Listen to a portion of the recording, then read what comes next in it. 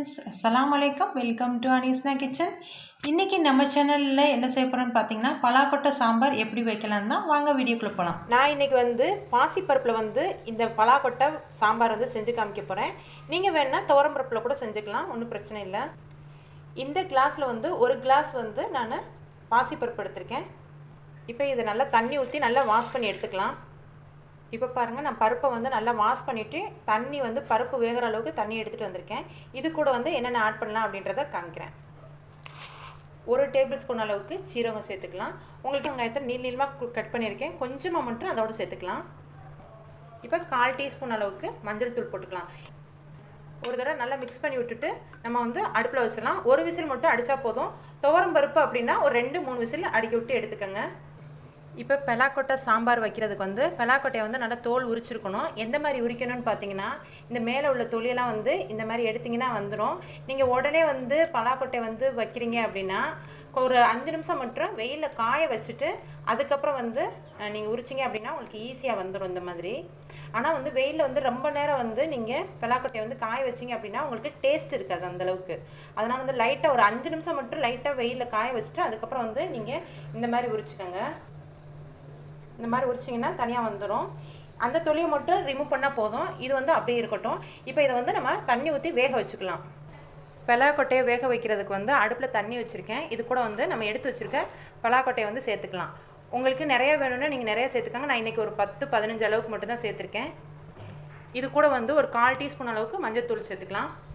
ஒரு 1/2 table spoon உப்பு சேர்த்துக்கலாம். அப்போ தான் பலாக்கொட்டை நம்ம சாப்பிடும்போது சப்புன்னு இல்லாமல் கொஞ்சம் ருசியாக இருக்கும். இப்போ இதெல்லாம் நல்லா கொதிக்கட்டும். ஒரு 30 நிமிஷம் மட்டும் பலாக்கொட்டை வெந்தால் போதும். பலாக்கொட்டை சூப்பராக வெந்துருச்சு.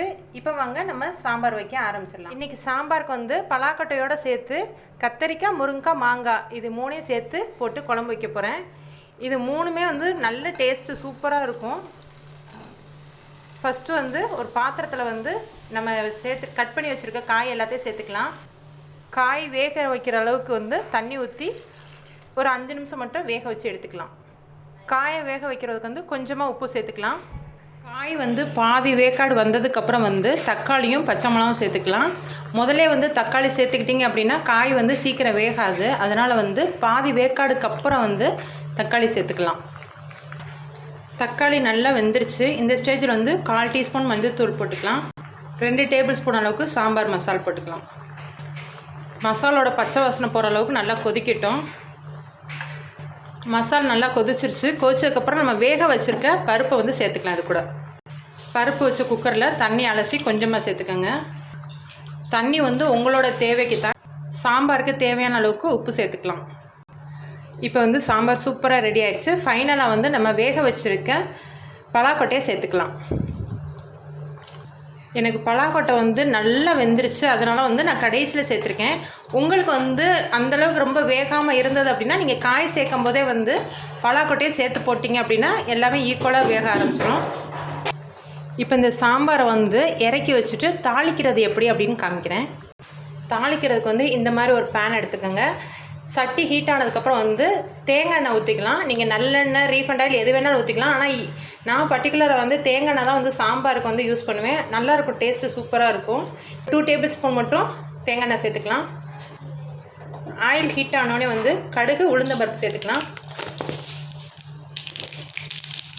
கடுகு நல்லா பொரிஞ்சதுக்கப்புறம் சின்ன வெங்காயத்தை ஒரு 10 வெங்காயத்தை கட் பண்ணி வச்சுருக்கேன், அதையும் சேர்த்துக்கலாம்.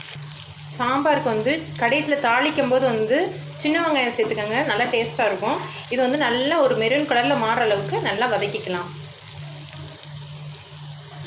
வெங்காயம் இந்தளவுக்கு ஓரளவுக்கு நல்லா வதங்கினதுக்கப்புறம் ஒரு 2 வத்தல் எடுத்துக்கலாம். காஞ்ச வத்தல் சேர்த்ததுக்கப்புறம் கருவேப்பிலை சேர்த்துக்கலாம். நம்ம முதல்ல தாளிக்கும் போது கருவேப்பிலை முதல்ல சேர்த்துருவோம். ஆனால் இதுக்கு கொஞ்சம் க்ரீனிஷாக இருந்தால் தான் நல்லாயிருக்கும். அதனால் ஃபைனலாக கடைசியில் சேர்த்துட்டு பெருங்காயத்தூள் சேர்த்துக்கலாம்.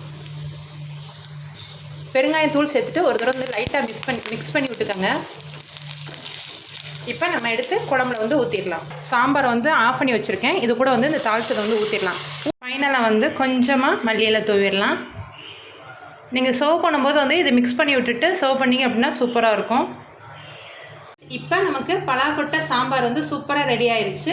நீங்கள் வந்து கத்திரிக்காய் முருங்கைக்காய் எதுவுமே போடாமல் வெறும் பலாக்கொட்டையும் மாங்காய் மட்டும் போட்டு செஞ்சிங்கனாவே சூப்பராக இருக்கும்.